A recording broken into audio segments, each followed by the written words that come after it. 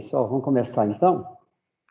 Ontem nós percebemos que tinha um erro de sinal na solução. E eu, então, sugeri a vocês dar uma revisada para a gente olhar hoje. Alguém percebeu onde é que estava o problema? Conseguiram olhar isso? Professor, eu tinha achado que estava na última passagem.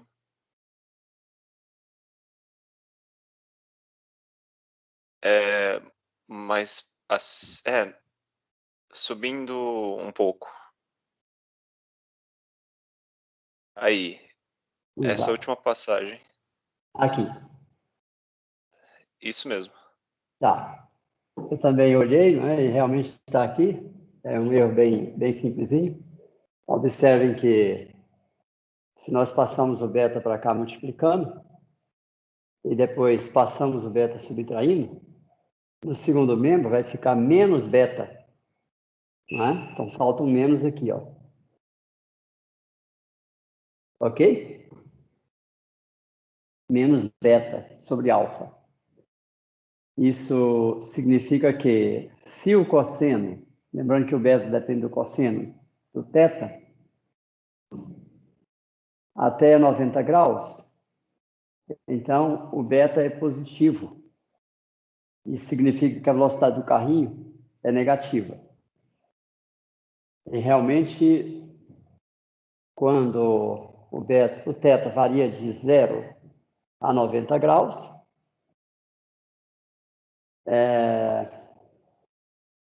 então a velocidade é negativa porque a propulsão devido à saída do jato é maior do que a propulsão contrária devido à deflexão do jato na rampa. Observem que tem dois efeitos. Essa deflexão na rampa tende a transportar o carrinho para a direita. E a propulsão aqui no jato tende a propulsionar o carrinho para a esquerda. Os dois efeitos se subtraem até θ igual a 90 graus. Quando θ é igual a 90 graus, observem que os efeitos se cancelam. O beta é zero. Então, o carrinho fica parado. E se eu faço a deflexão de 180 graus, aí a velocidade passa a ser positiva, porque o beta fica negativo, com o menos fica positivo. Então, esse é o errinho que tinha, que nós desconfiamos ontem fazendo uma análise de consistência. Aqui tem esse erro de sinal, ele tem que ser corrigido em outros pontos. Aqui, por exemplo, olha, a velocidade terminal vai ser menos beta sobre alfa e fica menos 0,99. Então, o sinal cancela, dá o mesmo resultado que nós já tínhamos encontrado. No gráfico, basta a gente inverter o sentido do eixo.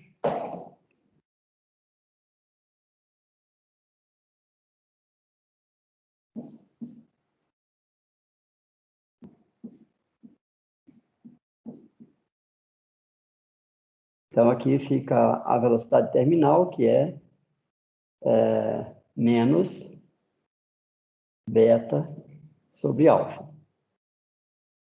Dá um valor negativo.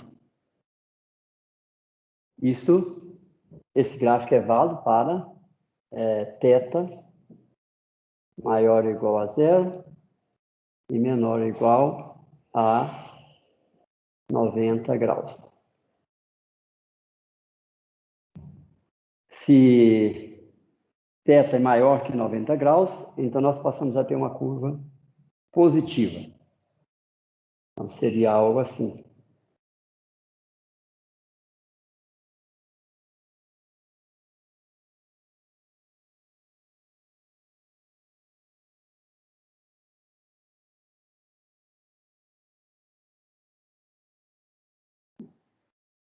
Ok?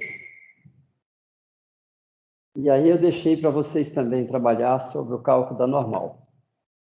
Nós vamos terminar isso agora. Para o cálculo da normal,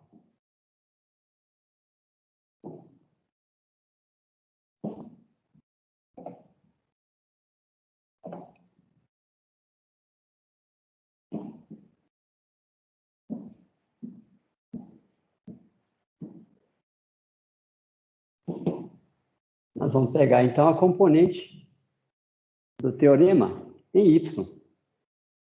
Então, nós vamos ter que o peso. Nós orientamos o eixo y para cima. Então, menos o peso. Peso. Mais a normal. Essas são as forças externas que atuam sobre o sistema. Isso vai ficar igual à integral sobre a superfície de controle de ρV V escalar de A. Então, lá na saída da rampa,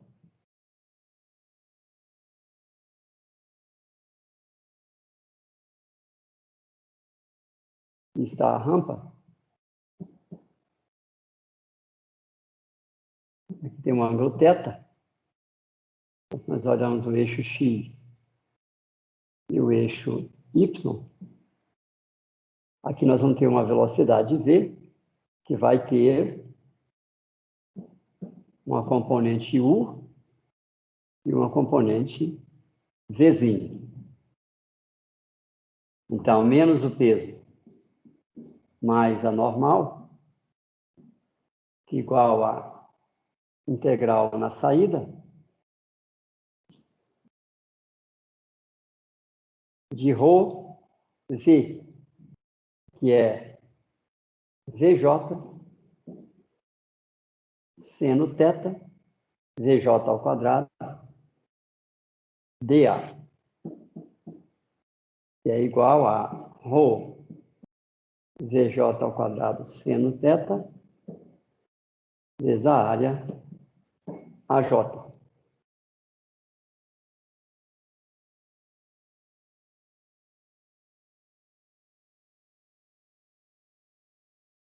Portanto, nós vamos ter que dJ seno θ. Bom, só checando aqui os sinais, o V é VJ positivo e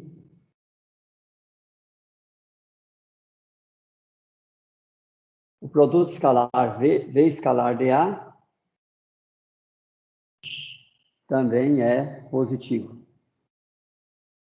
Portanto, nós temos que a normal fica igual ao peso mais ρVJ ao quadrado seno θ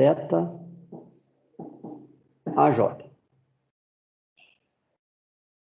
Então, para θ variando de 0 até 90 graus, se θ é 0, não tem nenhuma deflexão do jato, a normal é igual ao peso, que o seno anula. Se o θ é 90 graus, o seno é 1. Aí nós teremos uma normal máxima, que é o peso, mais ρVJ AJ. O seno θ seria igual a 1. O que se opera normalmente são ângulos intermediários, que aí você aumenta a normal. A normal é o peso acrescido dessa parcela. Com isso, num efeito de aerodinâmica, você vai ter um efeito de adesão ao solo para um automóvel. E para uma aeronave? Você tem efeito de dirigibilidade. Então, quando a gente está fazendo uma viagem aérea, se a gente olha pela janela, às vezes tem pequenas peças que são erguidas, ela ergue de um lado e não do outro lado. O que acontece? A aeronave vai bascular nesse sentido, porque você tem uma deflexão no lado direito, isso promove, então, uma força descendente. Então, ela experimenta, um giro no sentido da esquerda para a direita. Então, são efeitos fluidodinâmicos em consequência da variação da quantidade de movimento linear. Lembrando que a quantidade de movimento linear você pode variar em grandeza, mas também em direção, porque é uma grandeza vetorial. Tá? No caso aqui, olha, a quantidade de movimento linear, ela é a mesma na entrada e na saída. Porém, você defletiu, então você mudou a direção.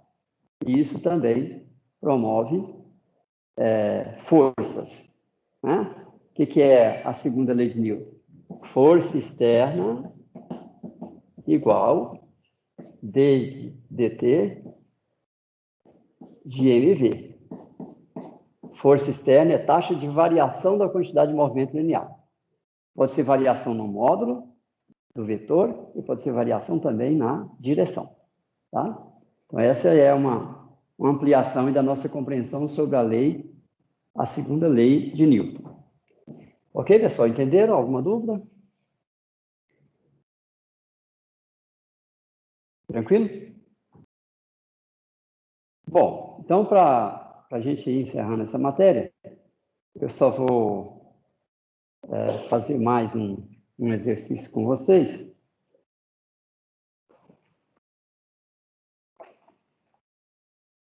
Vamos pegar aqui o exercício 382. Antes que eu me esqueça, lembrar vocês que eu já disponibilizei lá na sala uma lista de exercícios sugeridos, tá? Veja, aqui é uma lista que eu sugeri, mas vocês podem fazer outros, né? Dar uma olhada geral e vão exercitando para a compreensão. Vocês ficarem bem seguros na aplicação da teoria. Tudo bem? Alguma dúvida?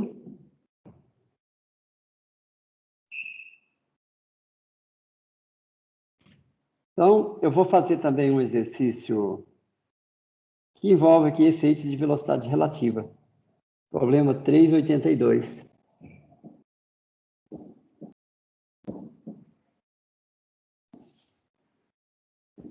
O modelo físico desse problema é o seguinte.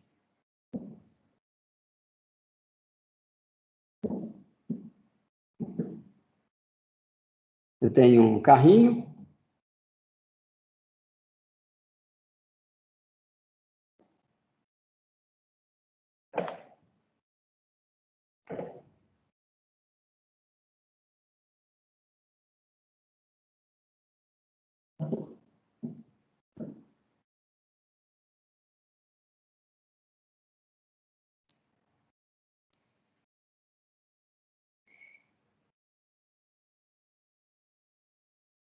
Aqui atrás dele nós vamos colocar uma concha.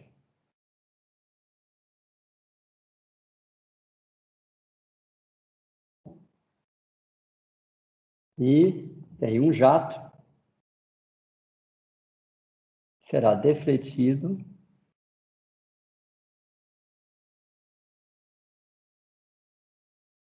Aqui é a concha.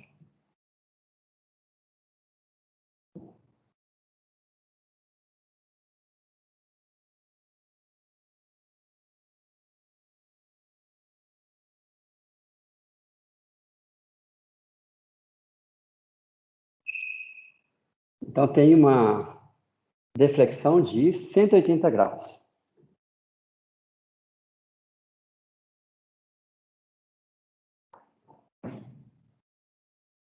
O jato tem uma velocidade VJ e tem uma área AJ. Nós vamos desprezar os efeitos de atrito viscoso.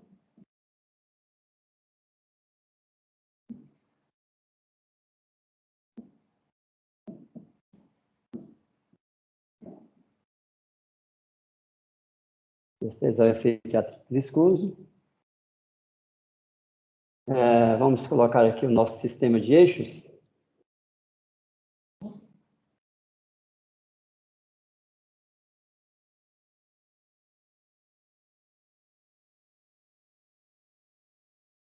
O efeito de rotação é nulo, zero. Aqui nós temos, vamos escolher aqui o nosso sistema de eixos.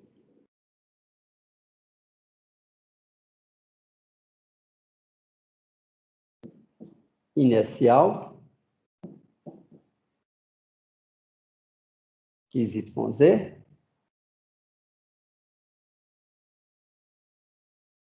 Aqui está o eixo, o vetor R. Lembra que o vetor R posiciona de forma absoluta o sistema de eixos não inercial. Vamos escolher o volume de controle.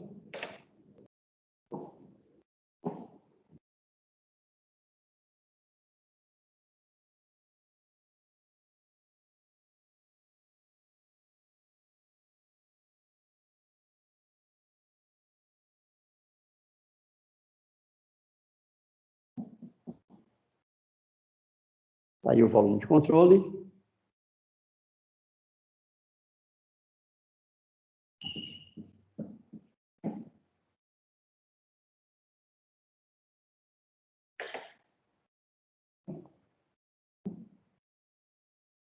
Vamos pegar uma partícula de fluido qualquer e posicionar o vetor R minúsculo. E aqui nós temos o vetor S. Vetor S. Então, está aí. O modelo físico. Agora vamos desenvolver o modelo matemático.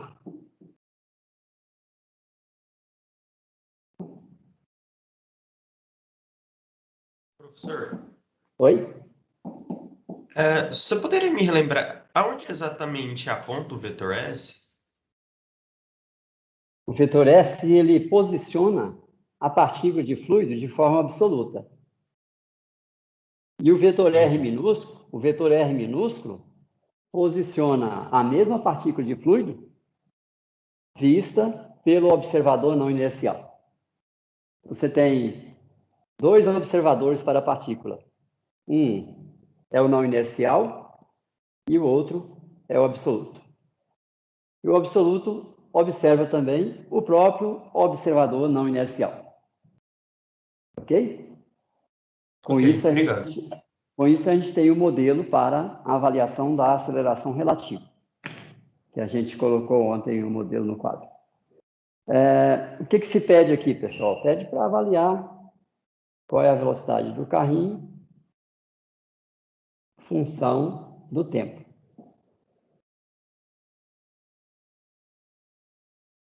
Bom, vamos considerar também que a resistência, a força de resistência, seja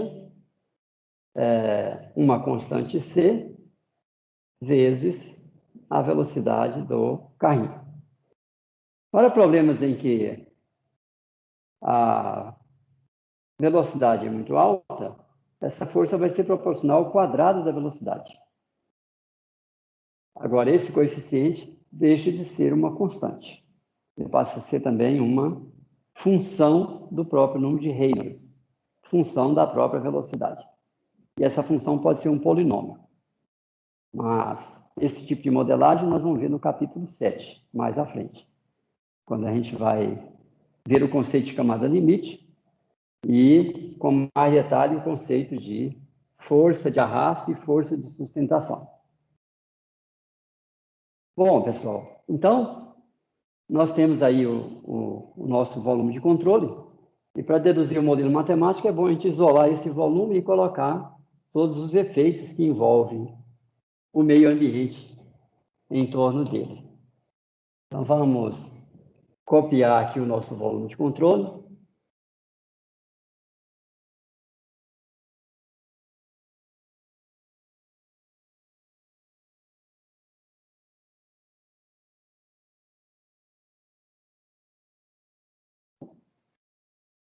E o que acontece?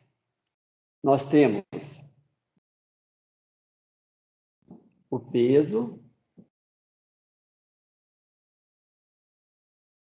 temos a normal, aqui nós temos uma área de entrada,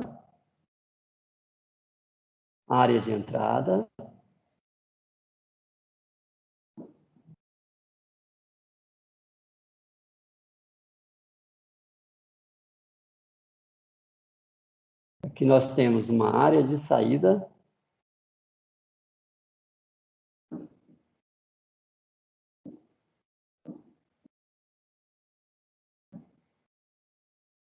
Aqui também uma área de saída.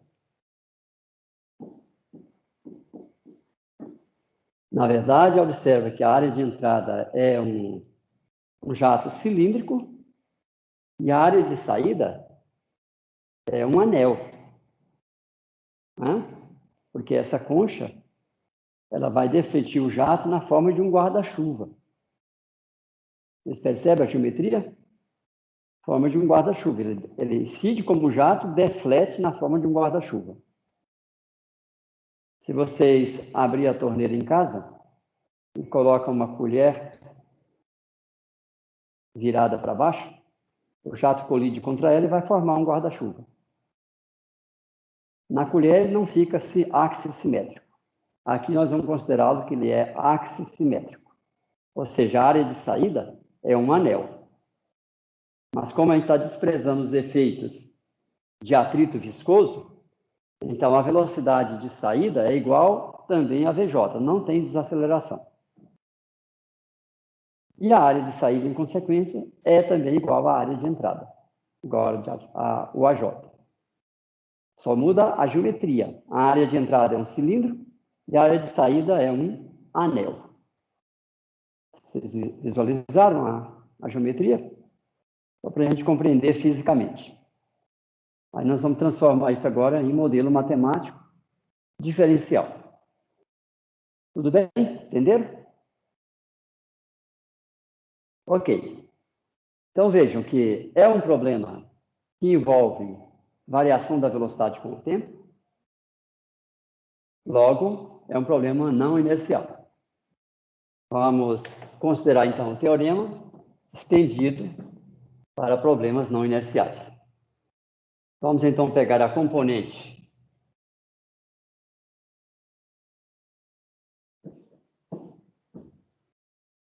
em x do teorema para segunda lei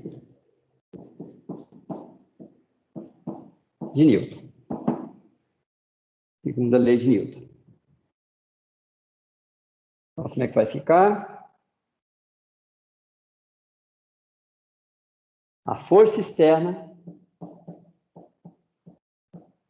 na direção x menos a integral sobre o volume de controle de ρ A relativo em x dv igual ddt integral sobre o volume de controle de ρ dv mais a integral sobre a superfície de controle de ρ v escalar dA. Essa é a componente em x do teorema escrito para a segunda lei de Newton. Lembra, o teorema é geral. Ele pode escrever para balanço de massa, para balanço de quantidade de movimento linear, que é a segunda lei de Newton, e também para balanço de energia, e ainda quantidade de movimento angular. Considerando o tempo que nós dispomos para expor a matéria e para vocês absorver a matéria, nós estamos abordando apenas balanço de massa e quantidade de movimento linear. Hoje ainda eu vou fazer um exercício para balanço de energia, mas não teremos tempo para abordar balanço de quantidade de movimento angular. Mas isso não é grave. Vocês tendo uma boa base para esses três balanços, vocês conseguem expandir a compreensão também para problemas que envolvem quantidade de movimento angular. Tá? Precisa ler a teoria e praticar. Nós não vamos fazer isso para a prova, não será cobrado também para o exame de vocês. Ok, pessoal. Então, vamos agora desmembrar isso. Observem que este observador, né, lembrem que o lado direito, as velocidades que aparecem no lado direito, se referem ao observador não inercial. a gente deve colocar matematicamente de forma a traduzir o que é observado pelo observador não inercial. Lembra, nós estamos resolvendo um problema não inercial. Por isso, o teorema foi estendido e aparece a correção com a intervenção da aceleração relativa. Então, lembre sempre, quem está vendo o problema é o observador não inercial. Bom, então, este observador, ele vê qualquer partícula material no volume de controle, ele vê tudo em repouso, que está se deslocando junto com ele, exceto o fluido que entra e que sai. Ele vê esse movimento. Então, quando eu faço essa integral no volume de controle como um todo, isso vai resultar, aos olhos deste observador, vai resultar algo diferente de zero. Ele vai encontrar algo diferente de zero. Mas ele vai ver sempre a mesma coisa ao longo do tempo. Então, a derivada temporal será nula. Não é a integral que é nula, é a derivada temporal. Bom, vamos agora modelar a aceleração relativa em x. Então, vamos escrever aqui A relativo em x vai ficar d2rx dt2 d ômega dt produto vetorial com R, 2 ômega produto vetorial V, mais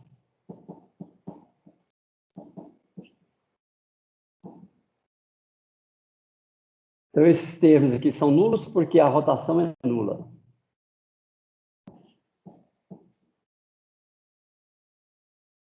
E sobra então ddt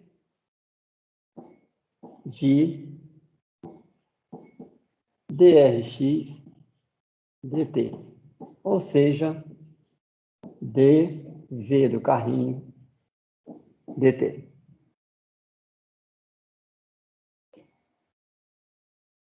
A relativo em x igual à aceleração do próprio carrinho. Ok. Então, a força externa. Força externa em x. Quais são as forças que atuam em x?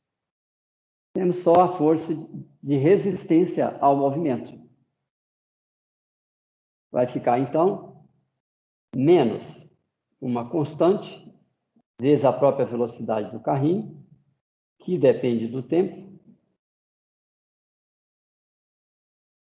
menos a integral sobre o volume de controle de ρ a relativo em x dvc dt dv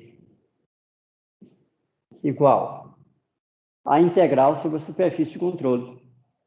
Essa integral sobre a superfície de controle, nós vamos agora decompor em uma de entrada e uma integral de saída, porque realmente a nossa superfície de controle interceptou o jato na entrada e também o jato na saída. É o que nós esquematizamos aqui. Ó. Então, nós temos entrada e saída. A integral será decomposta nessas duas parcelas. Integral na entrada de ρ v escalar dA mais a integral na saída de ρ v escalar dA. Cuidado para não fazer confusão com o esquema que eu coloquei aqui, olha. É como se tivesse duas áreas de saída. Cuidado, é uma só área de saída. Essa geometria é um anel, né? É um guarda-chuva de água. Então, tem uma saída anular. É uma só saída.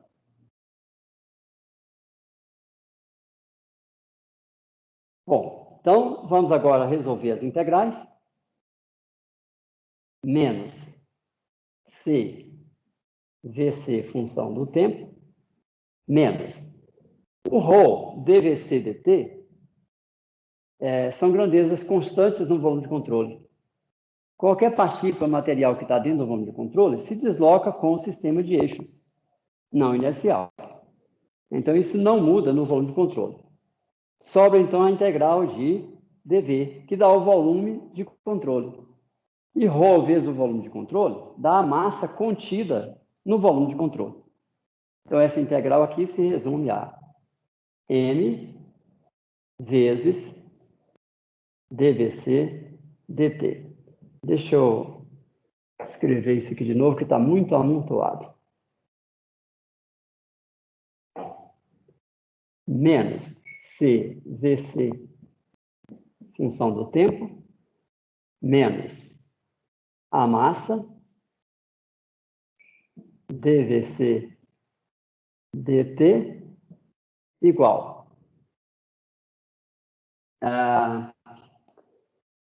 Agora, a integral na entrada. ρu. Quem é U na entrada? Vamos olhar o esquema com cuidado. Olha lá. Eu orientei o eixo X para a direita. E o fluido está se deslocando na entrada para a esquerda. Então, a componente U, componente do vetor velocidade aqui na entrada, em X, é U minúsculo. Mas ele é igual, então, a menos VJ. Porque o fluido está se deslocando no sentido contrário de X. Então, aqui fica a integral na entrada de ρ menos VJ. E agora o produto escalar, V escalar dA, na entrada. Dá a norma de V, que é VJ, vou colocar aí entre parênteses, para a gente entender bem os sinais. VJ, dA, que é a norma do vetor dA, e cosseno do ângulo entre os dois. Quanto que vale o cosseno do ângulo entre os dois na entrada?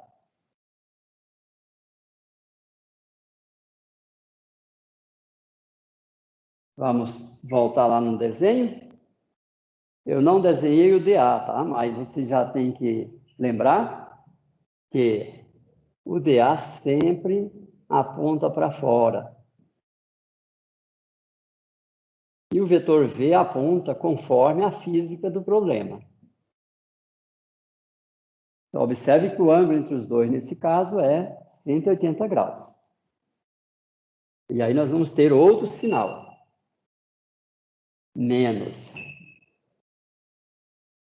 Mais a integral na saída de ρu na saída. Como o jato é defletido em 180 graus, o fluido sai também na direção X, sem desacelerar. Então, o U na saída é o próprio VJ positivo, porque agora, na saída, o fluido está se deslocando na direção positiva de X. Positivo, VJ. Que multiplica a norma de V, que é o VJ, norma do vetor dA, que é dA, e o ângulo entre os dois agora é 0 graus. Então, o cosseno dá 1 positivo. Então, está aí o resultado, né, com os devidos sinais.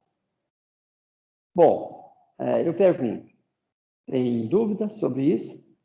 Por que eu estou fazendo mais esse exercício? Para consolidar bem a compreensão da teoria. Ficar bem atentos, né, quanto aos sinais. Veja bem, tem duas fontes de sinais ali.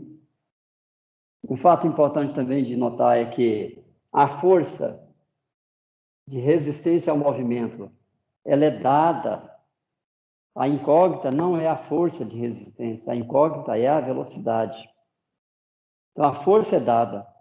Por isso eu coloquei sinal nela. Ela atua sempre contrária ao movimento. Ficou menos CV. Conforme o sinal da velocidade, você obtém uma força positiva ou negativa. Por isso que entra o menos lá, porque é uma função dada. Para determinar a velocidade, eu tenho que fornecer qual é o modelo da força de arrasto, a força de resistência. Bom, então, pessoal, isso aqui fica igual a ρVJ ao quadrado, positivo, tem dois sinais menos, que são constantes em relação à área, isso sai da integral, sobra a integral de dA, que é a própria área de entrada, é o AJ. Então, ficou igual a ρVJ ao quadrado, AJ, ρVJ ao quadrado, AJ, e na saída, mesma coisa. Então, fica duas vezes ρVJ, AJ. Portanto, nós vamos ter que DVC.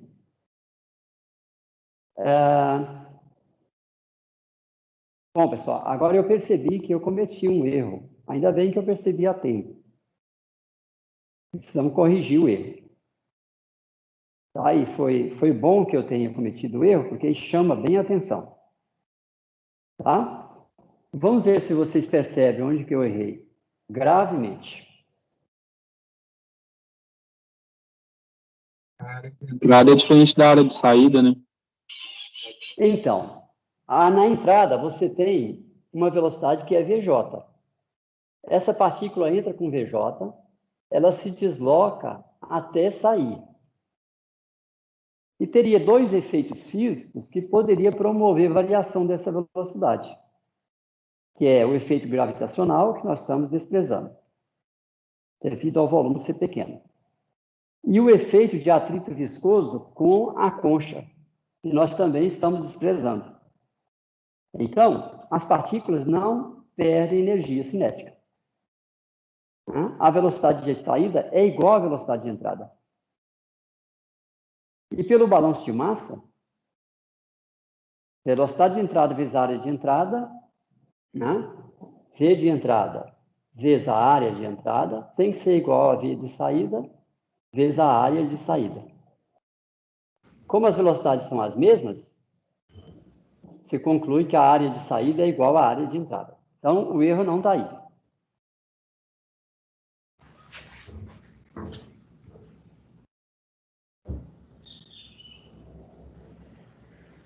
Vocês conseguem perceber onde é que eu errei? O carrinho, ele vai... A velocidade do carrinho que está no sinal trocado, ele vai aumentar a velocidade?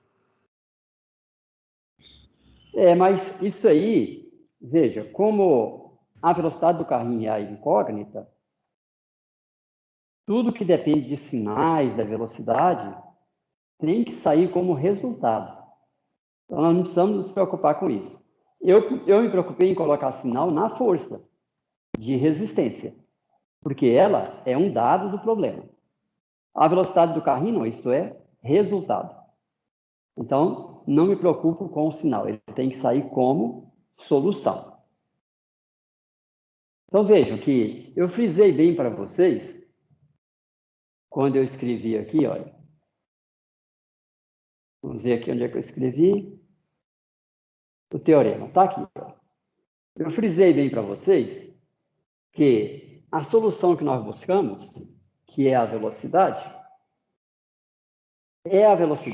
vista pelo observador não inercial. Porque eu estou querendo resolver um problema não inercial. Então, meu foco é na velocidade vista, a velocidade relativa do fluido, que é vista pelo observador. E aí, nós vamos obter a velocidade do carrinho absoluta. Vejam que o problema é não inercial, mas eu quero a velocidade real do carrinho. Porque para o observador não inercial, eu pergunto, quanto que é a velocidade do carrinho durante qualquer tempo?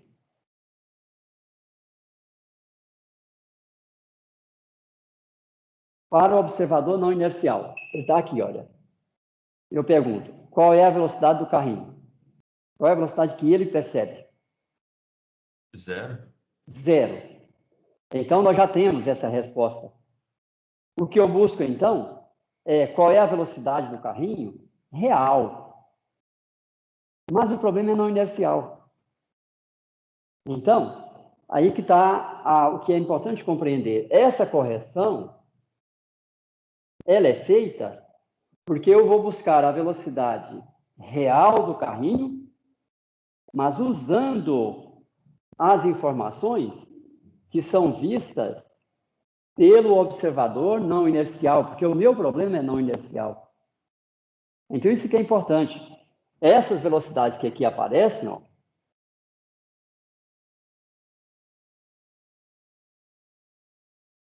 elas são vistas pelo observador não inercial. Então, o erro está aqui, pessoal. Aqui, ó. A velocidade U não é VJ. É a velocidade que o observador não inercial percebe na fronteira. Então, eu estou lá sobre o carrinho e a fronteira se desloca comigo. Tem o fluido entrando. Quando eu estou arrancando, eu estou no repouso ainda. O carrinho está realmente parado. Eu estou sobre o carrinho. Com que velocidade eu vejo o fluido entrando? Eu estou parado. O fluido entra com... Ele tem uma velocidade VJ. Então, com que velocidade eu vejo o fluido cruzando a fronteira? Se eu estou parado? O próprio VJ. Agora, eu comecei a me movimentar. Eu continuo, eu, observador não inercial, continuo vendo o fluido cruzando a fronteira com o VJ? O VJ permanece porque o jato está estacionário. O VJ permanece, mas o que eu vejo quando eu começo a ganhar velocidade? Vocês concordam que eu vou ver o fluido cruzando uma velocidade cada vez menor? O que acontece quando o carrinho atinge uma velocidade igual à própria velocidade do jato? A água tenta alcançar o carrinho, mas não consegue ultrapassar a fronteira. Por quê? Cada partícula que tenta se aproximar, o carrinho está se deslocando com a mesma velocidade. Então, o fluxo sobre a fronteira se anula quando eu estou me deslocando com a mesma velocidade do carrinho, com a mesma velocidade do jato. Por isso é que tem que considerar a velocidade relativa vista pelo observador não inercial. Então, aqui está a entrada.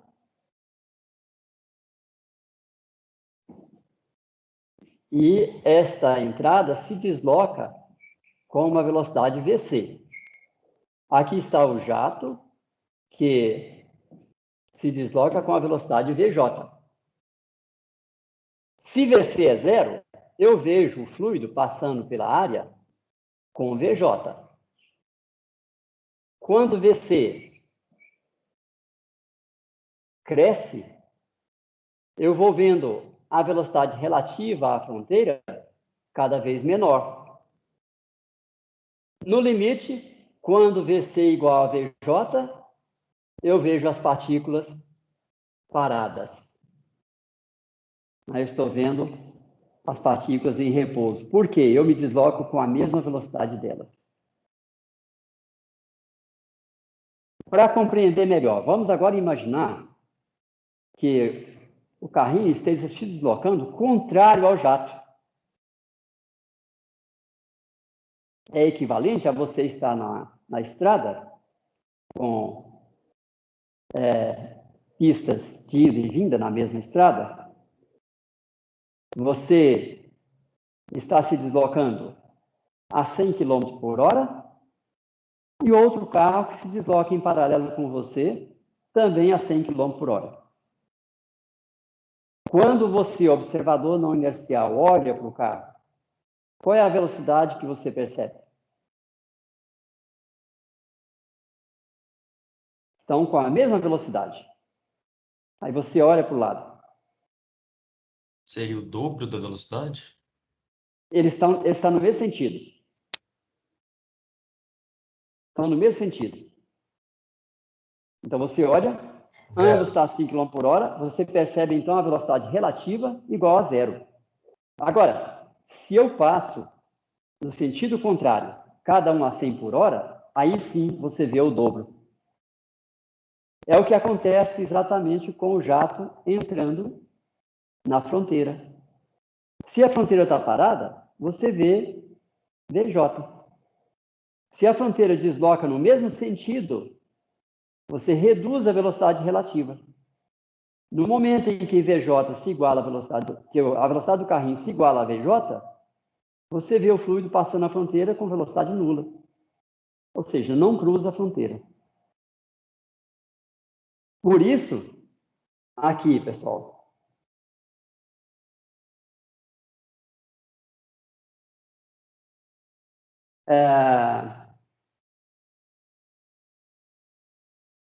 aqui nós vamos então fazer a correção. Eu vou ter que apagar tudo para corrigir.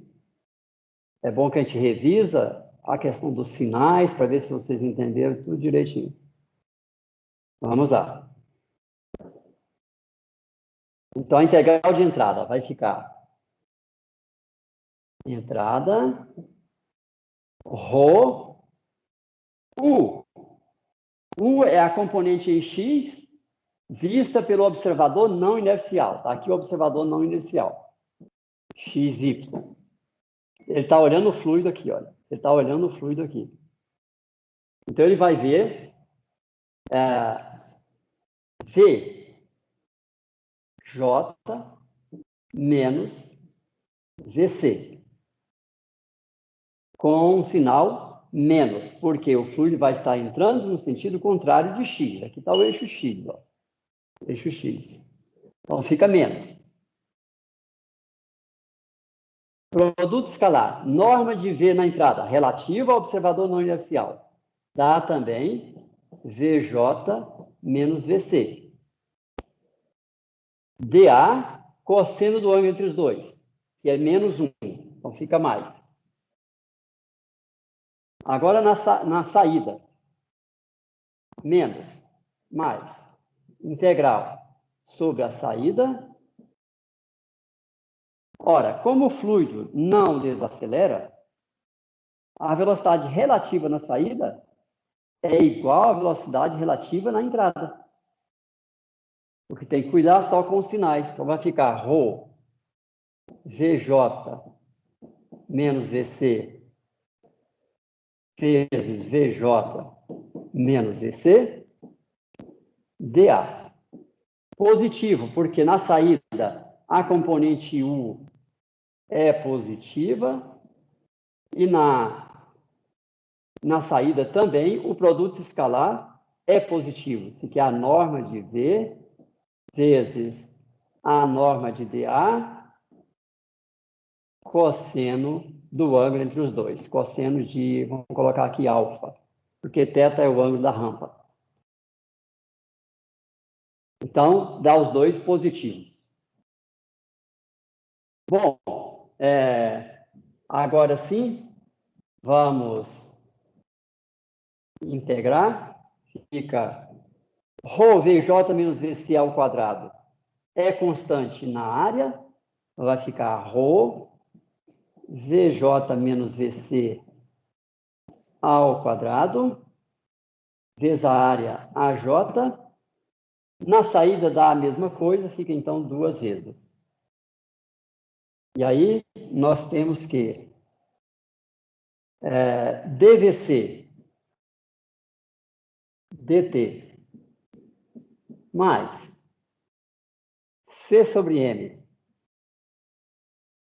VC, função do tempo, igual a menos 2ρ AJ sobre M,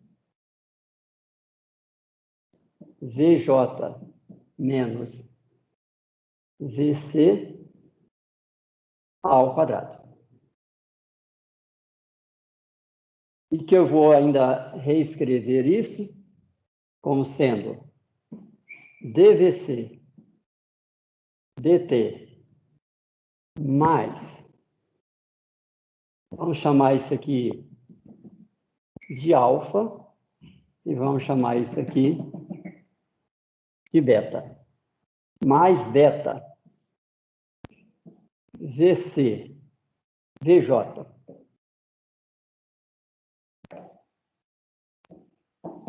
menos VC ao quadrado mais alfa VC igual a zero.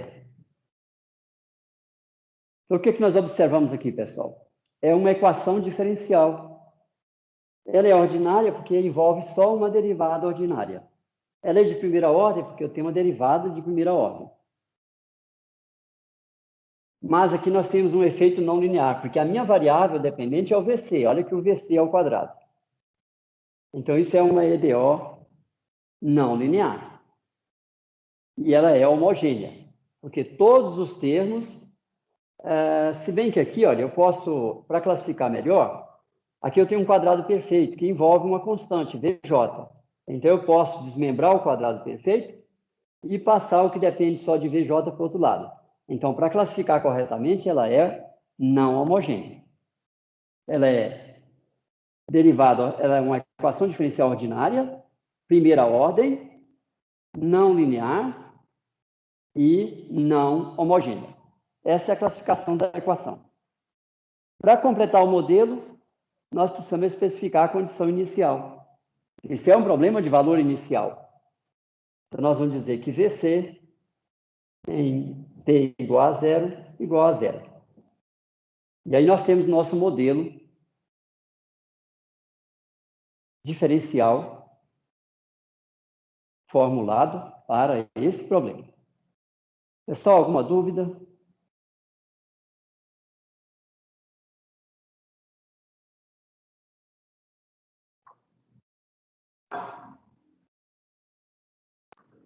Tranquilo? Posso avançar?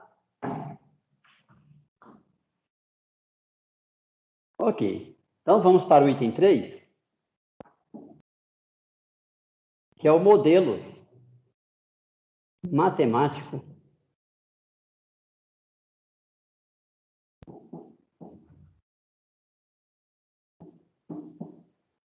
contínuo. Modelo matemático contínuo. Bom, pessoal, com base na experiência que a gente já tem, eu já posso afirmar para vocês que eu não consigo, pelo menos aqui agora, eu não consigo integrar essa equação diferencial, tá?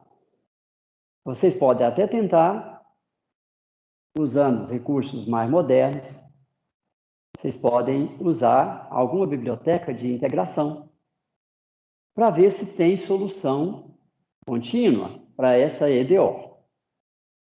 Eu diria que não. Ela é não linear e a solução contínua dela, não é? Eu não sei se existe. Os matemáticos podem até demonstrar formalmente se ela existe ou não. Tem como demonstrar antes de procurar. Demonstrar, existe, e ela é única. Aí eu começo a procurar a solução. Bom, para nós, aqui no contexto do nosso curso, nós vamos fazer o seguinte. Eu vou dividir aqui o item 3, o modelo matemático. Vamos até mudar o título. Vamos colocar assim. Vamos colocar assim. Solução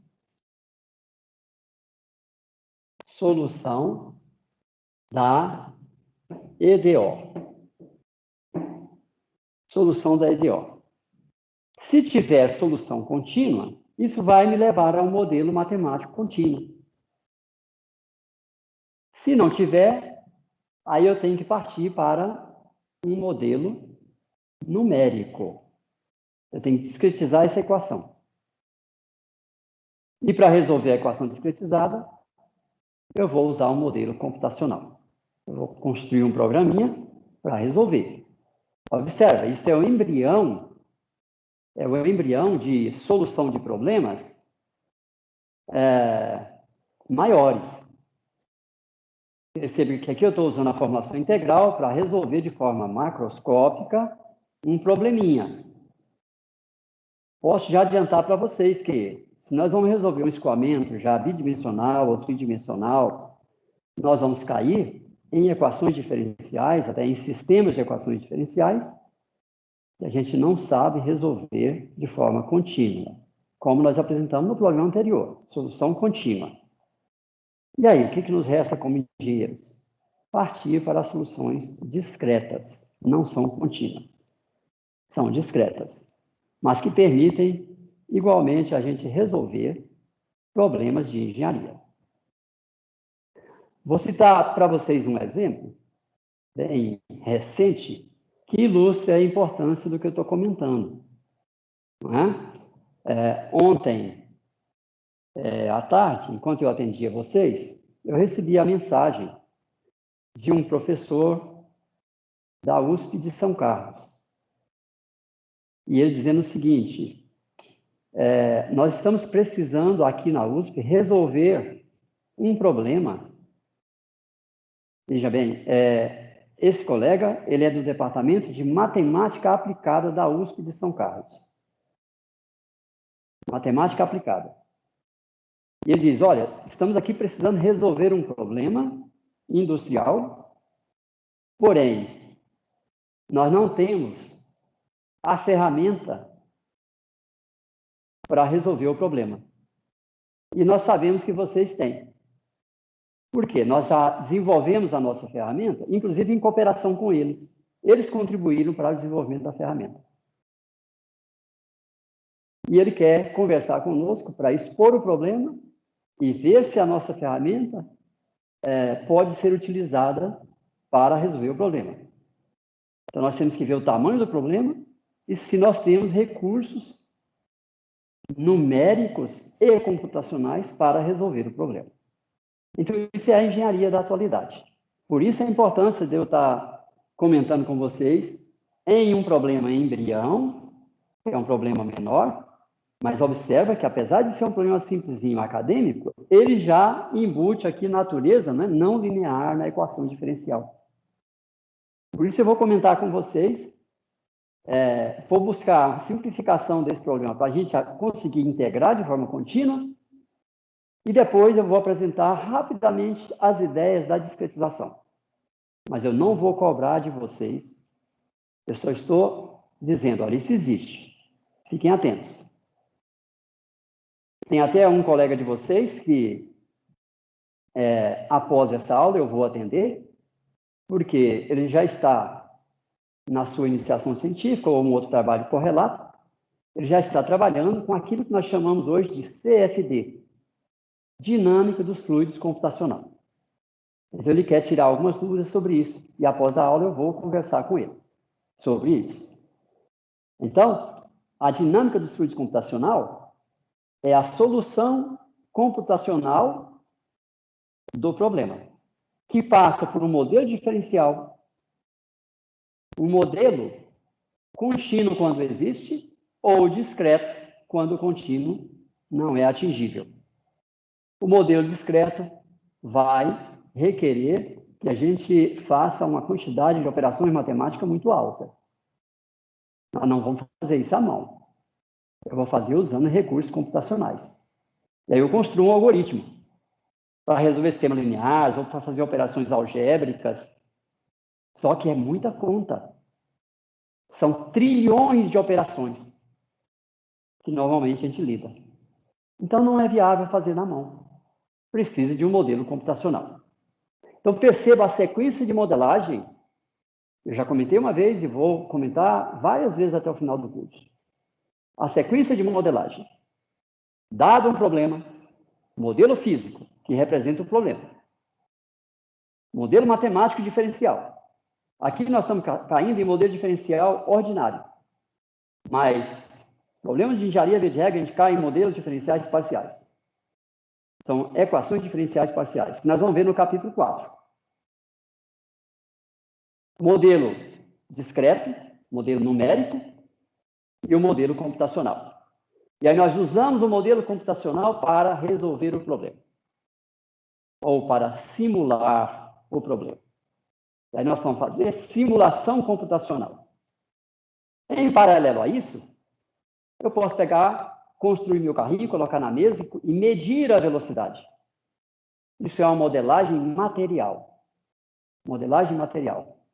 A partir dali eu faço medidas, eu gero informações, e aí interpretamos. Podemos até confrontar as duas coisas. Porque montar o modelo matemático computacional é bem mais barato e mais rápido que montar o modelo material. Então, eu posso fazer um modelo material, confronto as soluções, valido a minha modelagem teórica. E aí, bom, agora eu quero variar a geometria do carrinho, eu quero variar colocar outras variantes na solução. Aí eu uso esse tipo de modelagem. Por quê? É mais barato e é mais rápido. Bom, aí entra, né, uma série de nuances de modelagem. Dentro em breve nós vamos ter aqui um seminário da pós-graduação. E possivelmente eu vou fazer um seminário lá de 1 ou 2 horas só sobre modelagem. Então, fiquem atentos que vocês podem participar do seminário, tá? Basta se inscrever e participar. Ok, pessoal. Então, vejam, eu gostaria de resolver, pelo menos para mostrar o caminho para vocês. Então, 3.1, eu quero uma solução contínua. Solução, modelo, matemático, contínuo.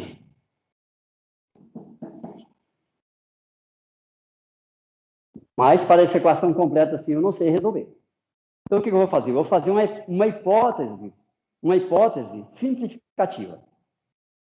Eu vou dizer para vocês que eu vou desprezar o efeito da resistência ao movimento.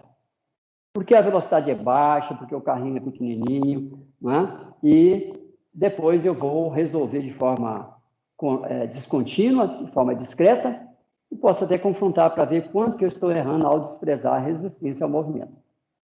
Desprezar a resistência ao movimento, pessoal, é fazer esse termo aqui igual a zero, ou seja, faz o alfa, que é C sobre M igual a zero. E aí, então, nós vamos escrever aqui, olha, desprezando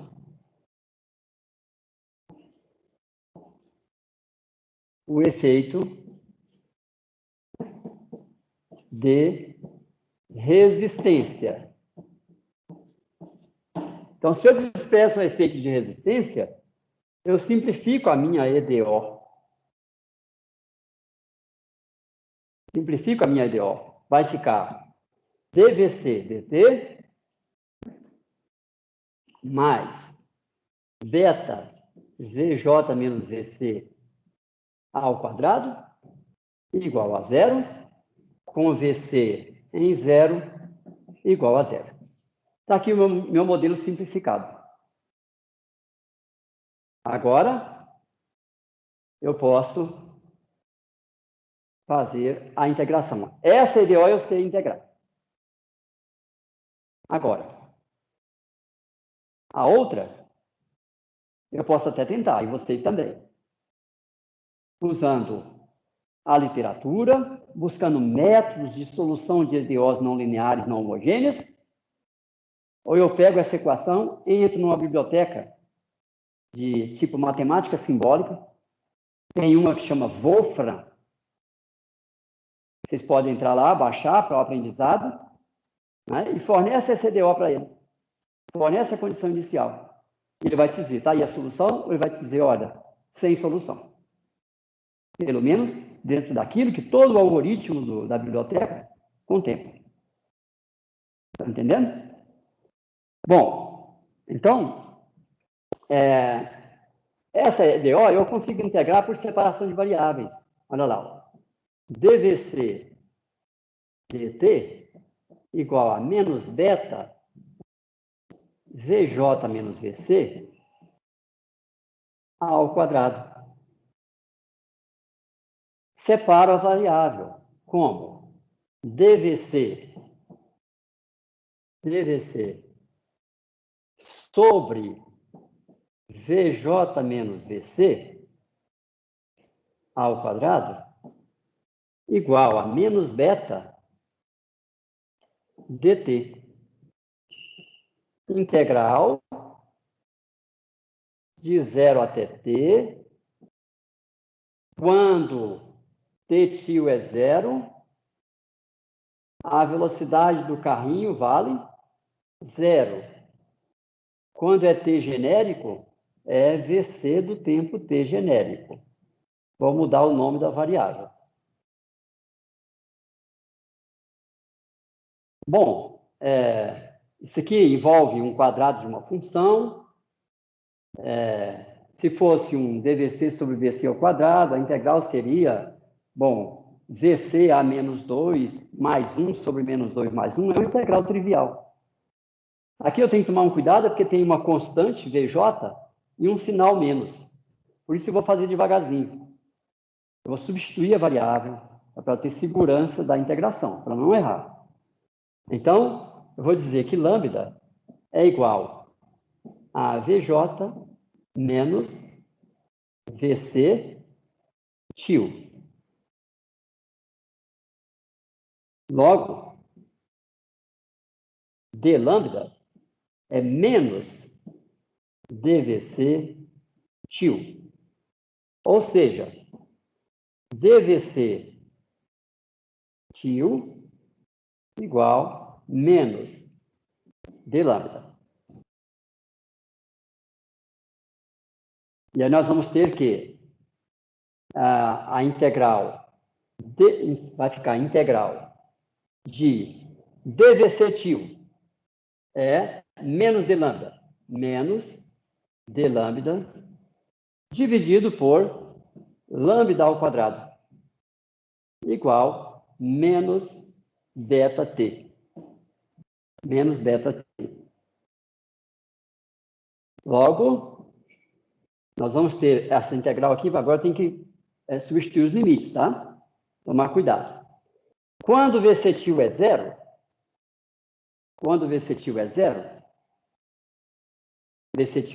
lambda vale vj. Quando vc tio é vc do tempo qualquer, lambda vale vj menos vc função do tempo. Tá aí os limites de integração. Observe que os menos vão se cancelar. A integral de d lambda sobre lambda ao quadrado vai dar, então, lambda a menos 2 mais 1 sobre menos 2 mais 1, variando de vj até vj menos vc, função do tempo, igual a beta t. Tudo bem, pessoal? Estão acompanhando?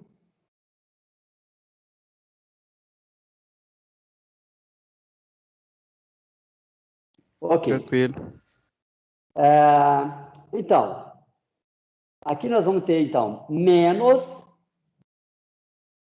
1 no denominador, eu vou passar para o segundo membro. E aqui vai ficar 1 sobre lambda. 1 sobre lambda. Então, vai resultar aí, substituindo os limites. 1 sobre vj menos vc, função do tempo, menos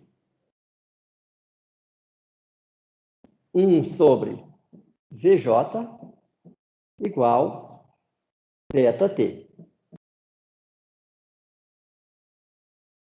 Então, vamos ter que 1 sobre VJ menos VC. VJ menos VC igual a... Está faltando menos aqui, pessoal. Eu tenho que tomar muito cuidado com o sinal, tá? Porque aqui, olha, tinha menos 1, certo? Foi para lá, então. Aqui, ó, menos beta T. Então, vai ficar menos beta T mais 1 sobre VJ. Logo, VJ menos VC igual a 1 sobre VJ menos beta T. Eu inverti os dois lados.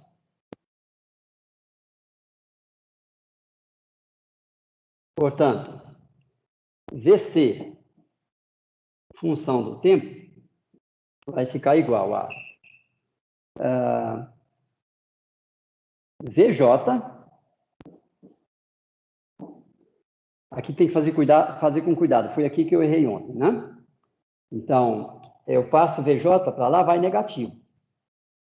Multiplico por menos 1, troco o sinal do VJ e troco o sinal de todo esse termo aqui, ó. Menos, confiram aí, 1 sobre VJ mais beta T.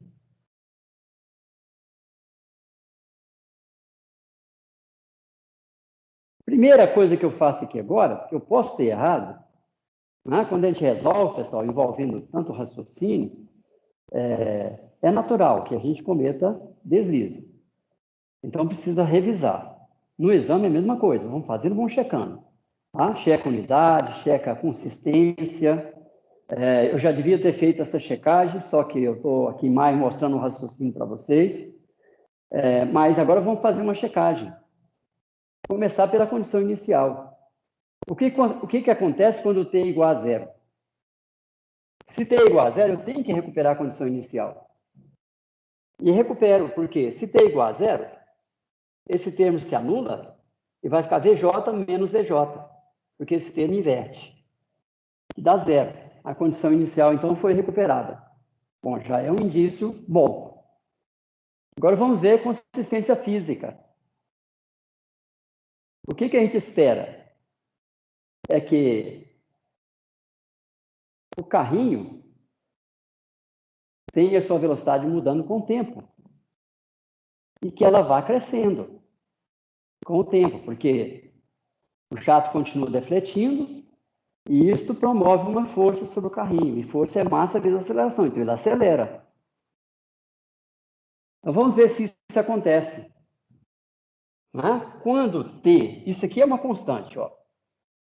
Isso é uma constante. Isso é uma variável. Quando T cresce, se T aumenta, essa parcela que nós estamos subtraindo de VJ aumenta. Ou melhor, diminui. Se T cresce, o denominador cresce, essa parcela diminui. Então, eu retiro de VJ, à medida que o tempo passa, eu retiro de VJ uma parcela cada vez menor. Significa, a velocidade do carrinho está aumentando com o tempo. Ok? A velocidade do carrinho está aumentando com o tempo. Bom, agora, e se o tempo cresce muito? Se T vai para infinito, esse termo vai para 0. O que implica que a velocidade máxima que o carrinho pode atingir é a própria velocidade do jato. Quando quando VC se iguala a VJ, significa que o fluxo líquido de quantidade de movimento é nulo. As partículas não conseguem mais cruzar a fronteira. Mal mantém o que está acontecendo lá no interior do vômito de controle, porque não tem mais entrada de quantidade de movimento linear. Então, não acelera mais. Então, a velocidade máxima que o carrinho atinge é VJ. Percebam que não tem resistência, mas, novamente, nós temos aí um comportamento assintótico da velocidade do carrinho. Vai crescer tendendo a um valor constante, que é o próprio VJ. Entenderam?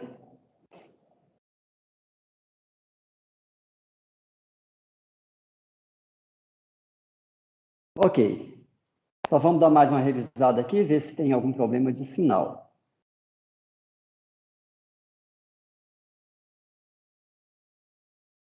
Aqui nós cancelamos corretamente. Quando eu integrei, ficou lambda menos 2 mais 1, tá ok? Sobre menos 2 mais 1.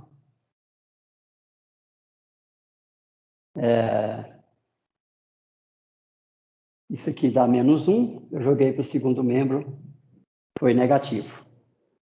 Então, ficou lambda 1 sobre lambda, porque aqui vai dar lambda menos 2 mais 1, dá 1 sobre lambda. Substitua os limites. Então, ficou 1 sobre VJ menos VC, menos o limite inferior, que é 1 sobre VJ. Igual a menos beta T. Então, menos beta T. Daí eu passei esse termo para o segundo membro, ele foi somando. Então, ficou menos beta T mais 1 sobre VJ. Tá ok? Inverti tudo. VJ menos VC. Aí eu passei, o VJ foi para o outro lado, foi negativo.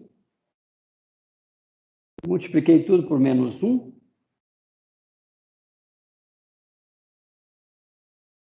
Então, VC ficou positivo, VJ positivo, e trocou o sinal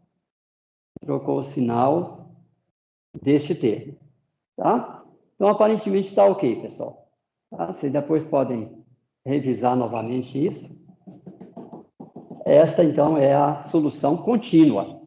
Eu tenho VC que muda continuamente com o tempo. Bom, agora, no item 3.2, vamos lá. 3.2, o que eu vou buscar? Solução, ou vamos colocar o modelo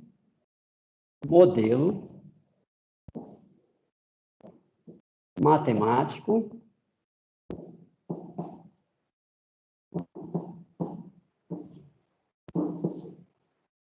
discreto, considerando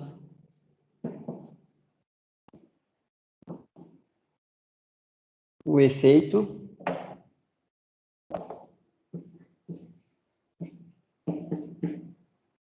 de resistência. O efeito de resistência. Aristeu, Oi. só uma dúvida. O sinal ali no resultado final do beta T, ele fica positivo mesmo? Beta T É ali no denominador. é negativo, né? É negativo. Aqui eu cometi um deslize. Aqui, pessoal, é negativo porque, olha, é 1 sobre VJ menos beta T. Tá? Bem observado. Menos beta T. Ok?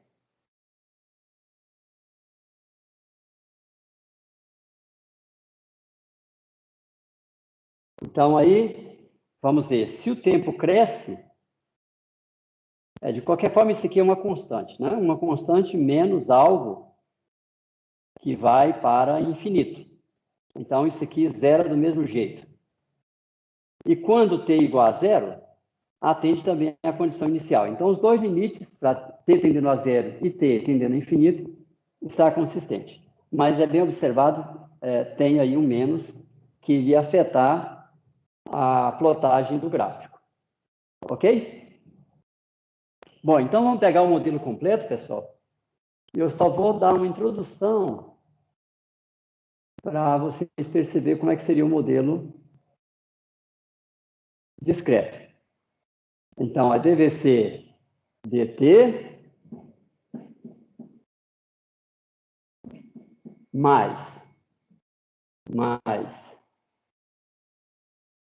beta vj menos vc ao quadrado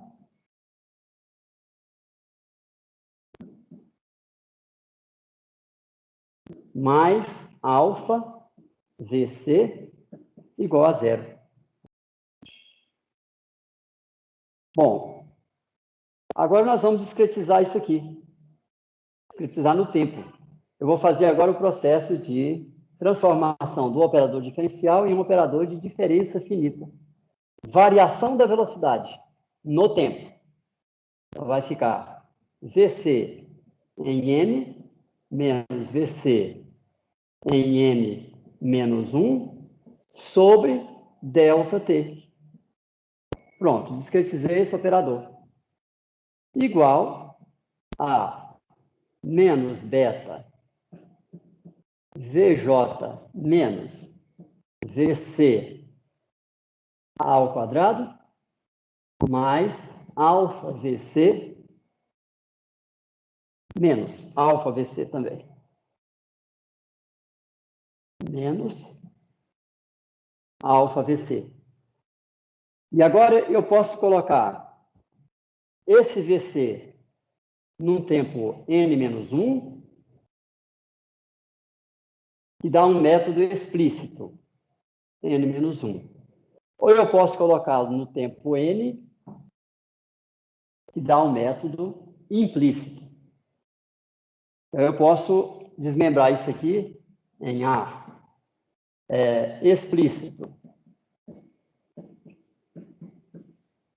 Eu vou isolar agora o Vc em n igual Vc em n menos 1 menos beta Vj menos Vc n menos 1 ao quadrado menos alfa Vc n menos 1. E aí nós jogamos isso aqui no algoritmo. Por quê? Observe. Se eu faço n igual a 1, aqui eu vou ter Vc0, que é a condição inicial, é zero. Esse termo vai ficar, então, beta Vj ao quadrado, porque esse termo é zero. E aqui, zero também. Só que o Vc em 1, então, já vai dar algo diferente de zero. Ah, está faltando aqui eu multiplicar pelo ΔT, tá? Deixa eu reescrever isso aqui. Menos ΔT, que multiplica tudo isso. ΔT. O ΔT multiplica tudo isso, depois eu passo o Vc em n menos 1 somando. Então, quando eu faço n igual a 1, eu vou ter V1 igual a 0 menos ΔT, que multiplica beta Vj ao quadrado. E pronto, é isso. Então, já vai dar diferente de 0 V1. Observa que o ΔT tem que ser pequeno bastante para dar estabilidade na solução. Se jogar um ΔT grande, vai divergir. Isso é o que a gente chama de estabilidade numérica. V2, n igual a 2. Vc em 2 igual Vc em 1, que já é diferente de 0, menos ΔT, que multiplica beta Vj menos Vc em 1 ao quadrado, mais alfa Vc 1, e assim por diante. Você vai ter uma sequência discreta de velocidades. E a distância temporal entre elas é de ΔT. Isso aqui, olha, Vc0 é 0, é a condição inicial. Vc1, primeiro valor, em t igual a ΔT. Vc2 é o segundo valor, em t igual a 2 ΔT. E aí você vai obtendo a sua solução discreta. Tudo bem? Novamente, gostaria de frisar, eu não vou cobrar isso de vocês, tá? Na prova. Nós só estamos fazendo aqui para vocês terem uma ideia, né, de que é uma solução numérico-computacional.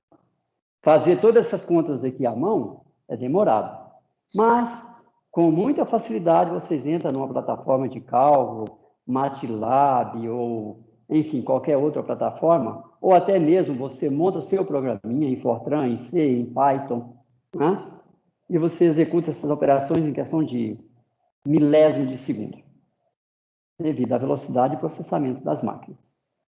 Então, nós ganhamos muito em potencial de solução de problemas devido ao potencial em termos de hardware, em termos de máquinas cada vez mais velozes e com as quais a gente pode armazenar dados cada vez mais volumosos. Ok, pessoal? Tudo bem? Dúvida, Iago? Tranquilo? Ok. No item B, você faz o implícito. Para o implícito, observa, você vai jogar tudo em N. Então, você vai ter aqui, ó, VC em N igual a VC em N menos 1 menos delta T beta VJ menos VC em N ao quadrado VC em N.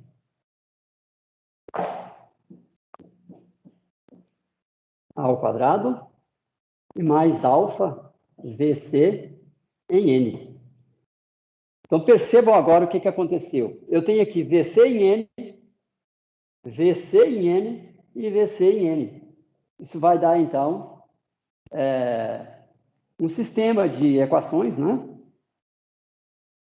Ou vai dar, na verdade, aqui não gera um sistema, mas gera uma equação que vai precisar de encontrar a raiz dela. Né? Você vai escrever isso aqui, vai ficar assim, olha, VC em N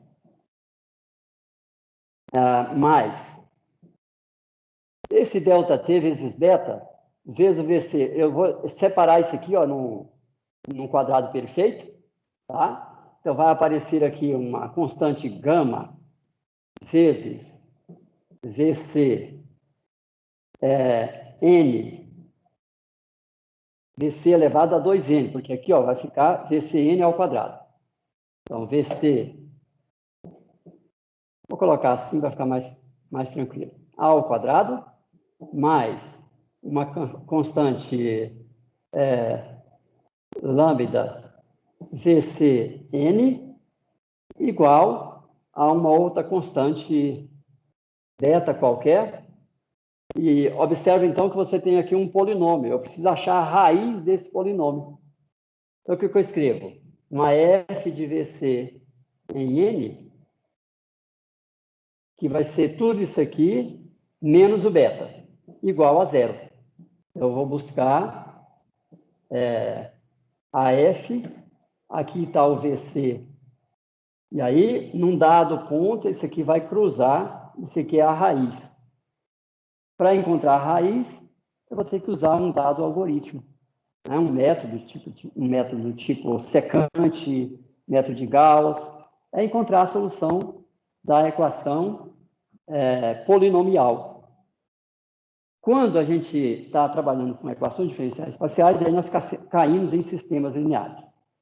Ok, pessoal? Então, para quem quiser avançar, resolvendo o problema completo na forma discreta, pode me procurar que eu ajudo, tá? Para vocês avançar. Aqui eu só mostrei as ideias. Aí vocês podem resolver na forma discreta explícita ou fazer na forma implícita, comparam com a outra, vê a questão de eficiência computacional e compara a solução com a solução contínua, onde você desprezou o efeito de resistência ao movimento. Vocês vão ver que elas vão fechar bem para baixas velocidades. onde a resistência é pequena. Mas à medida que a velocidade aumenta, aí a solução discreta vai ficar mais realista que a solução aproximada. Ok, pessoal? Então, isso é para cumprir uma promessa que eu tinha feito lá no início do curso, dizendo que a gente ia dar algumas pinceladas, né, em métodos numéricos e computacionais. O método computacional vem agora para fazer as contas. É questão de programar. E quem estiver interessado, eu oriento para que vocês possam aprender mais aí. Mas vai depender também do tempo que vocês dispõem. Bom, são 8h40. Essa aula termina 8h50, não é isso? Isso. Ok. Eu vou só começar um outro problema aqui, que é...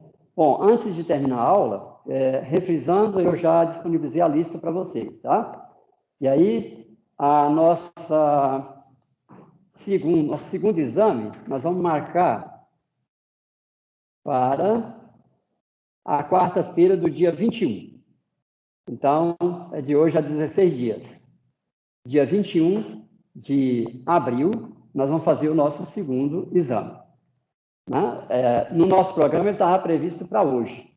Então, a gente vai adiar aí de 2 semanas para dar tempo de vocês prepararem. Ok? E na semana que vem, a gente começa, então, com a matéria do capítulo 4. Bom, aqui eu queria passar um exercício para vocês, de fazer o balanço de energia. É um exercício que envolve balanço de energia. Então, o modelo físico do problema que eu vou passar é o seguinte. O modelo físico. Vocês têm lá um tanque com água, tanque com fluido, e vocês vão colocar aqui dentro uma resistência. E vão aquecer a água com o efeito Joule. Você vai fornecer a potência e nós vamos fazer a hipótese que a temperatura média do fluido lá no interior, ela pode ser calculada, porque nós vamos fazer a hipótese de que o aquecimento vai ser feito em todo o domínio simultaneamente. É uma hipótese de homogeneização instantânea. Então, nós vamos calcular a temperatura média. Então, vejam que a energia contida aqui dentro, a energia térmica, é dada por ρ Cp vezes a temperatura média. Temperatura média. Essa é a energia contida no volume de controle. Bom, aí eu vou pegar aqui o volume de controle. Observe, cortei as resistências. Então, a interação entre o interior e o exterior vai acontecer através de um efeito agora elétrico. É para mostrar para vocês o quão geral é o teorema. Aí eu posso realmente resolver qualquer problema usando o balanço geral, né, com o teorema. Então, se é um balanço de energia, então o que é a minha propriedade B?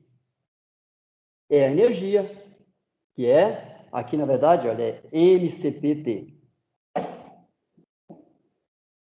MCP vezes a temperatura. Então, beta é MCPT. O B. E o beta? É o CPT. Então, como é que fica o teorema? Eu vou ter que dBdt para o sistema igual ddt da integral sobre o volume de controle de ρ beta dV mais integral sobre a superfície de controle de ρ beta V escalar dA. Bom, isso aqui é como a grandeza B está variando no sistema. Mas quem é o B? Então vai ficar D de M CPT dt para o sistema igual a ddt da integral sobre o volume de controle de ρ beta CPT dV mais integral superfície de controle, ρ beta CPT V escalar de A. E aqui entra uma jogada interessante, observa. No sistema, eu não posso... para o sistema, só tem duas formas de eu fazer a energia contida nele variar no tempo. Duas formas. Você lembra quais? Que eu não posso colocar massa, não posso fazer entrar massa com temperatura alta para aumentar, ou massa com temperatura baixa para diminuir a energia contida lá dentro. Isso não é possível para um sistema. Então, em um sistema, quais são as duas formas de eu embutir energia lá dentro? Ou retirar. Lembra? Trabalho? Calor e trabalho? Calor e trabalho. Lembrando, calor, então, frisem bem isso, é uma forma de transferência de energia. E trabalho. Então, aqui, olha, nós temos uma informação que foi fornecida. Eu vou colocar energia lá para dentro na forma de trabalho. Trabalho usando a diferença de potencial. Efeito Joule. Então, isso aqui é igual a potência fornecida, W. E aqui nós vamos ter ρCpt, veja bem, eu vou pegar a temperatura média, vai ficar, então, a massa DDT da massa vezes CP T médio. E o fluxo líquido de energia através do volume de controle é nulo. Poderia ser diferente de zero, poderia ser uma turbina, tem entrada e saída de massa. E aí o fluxo seria diferente de zero. No exemplo dado, não tem fluxo de massa, portanto, não tem fluxo de energia. Isso aqui é igual a zero. Então, pessoal, veja, chegamos a uma solução bem simples, né, que é D de... veja, MCP não muda com o tempo, pode sair da integral.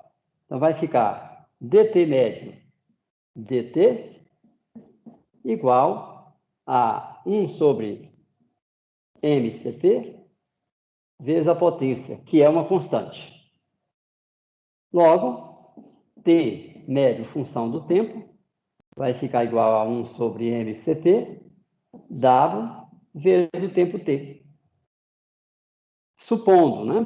Eu tenho que agregar aqui, olha, a condição inicial, que é T de 0 igual a um T0.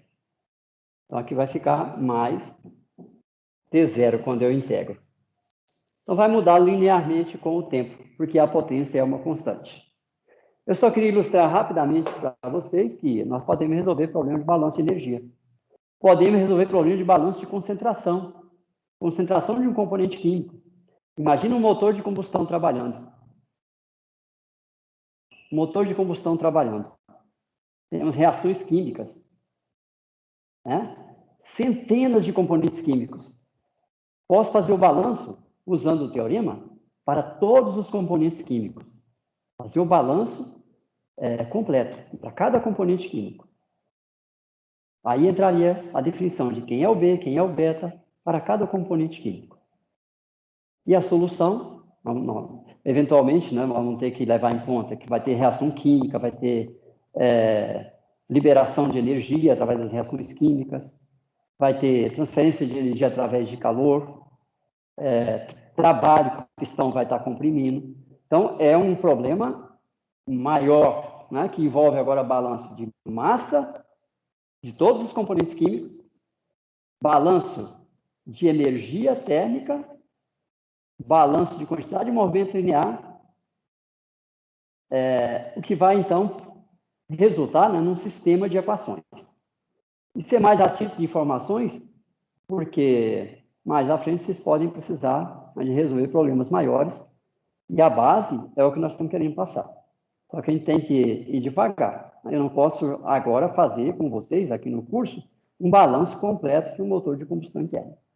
Não dá para fazer. Não temos tempo. E nem seria devido, porque vocês vão ser atropelados e não vão conseguir captar as ideias. Então, se vocês entendem algo mais simples assim, eles são capazes, então, de expandir a compreensão para problemas mais complexos. Ok? Mesmo porque até formar, a cabeça de vocês não será mais a mesma. Vai sempre alargar a compreensão. né? A composição de disciplinas é que vai levar vocês a uma capacidade de raciocínio maior. Bom, pessoal, por hoje é só, então. Hoje, se eu me lembro bem, é quinta-feira. Então, na quarta-feira que vem, nós entraremos em matéria nova, capítulo 4. Vou dar um tempo para vocês trabalhar a digestão, entre aspas, teórica, fazer exercícios, ter dúvidas, e aí nós vamos marcar também uma aula assíncrona, mais presencial, para tirar dúvida de vocês sobre os exercícios. Porém, preciso dar um tempo para vocês terem as dúvidas. Combinado? Então, na semana que vem, na quinta-feira, a gente combina o dia que a gente vai fazer essa aula extra de tira dúvida. Beleza? Bom final de manhã para vocês, um bom final de semana também. E até breve, ok? Hoje à tarde eu já vou ser vacinado contra a Covid. Fui chamado para vacinação. Primeira dose. Ok, pessoal? Até mais. Tudo de bom. Até mais, Obrigado, professor. Bom final de semana. Obrigado para Até mais, vocês também. professor. Até.